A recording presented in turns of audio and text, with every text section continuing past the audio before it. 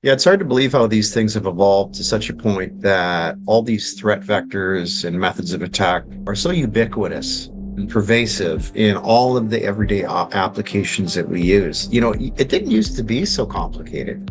When the internet first started out, people were operating assets, surfing the net, and the cybercrime was pretty limited. It started out with just sort of develop malicious software code and dropping it onto your computer. And as time went by and we understood the risks that existed and the way damage could be done, antivirus solutions were developed and it guarded against these kind of attacks. As innovation changed and the internet evolved, the net became more complex.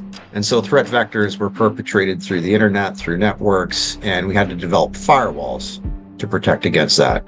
And then the third generation of attack came along, where people were able to identify vulnerabilities in the everyday applications that we use.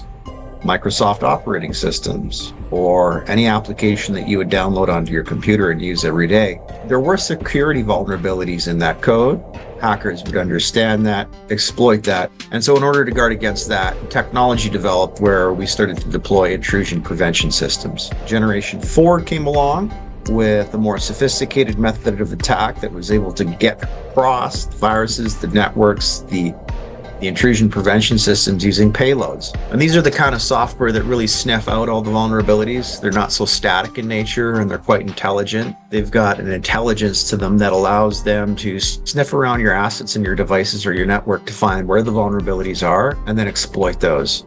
And so that's known as a payload. We came up with sandboxing solutions to guard against that or take action in eliminating those payloads from our systems. And then finally, the current generation of attack is the generation of mega, large-scale multi-vector attacks where seriously more robust cybersecurity solutions are required.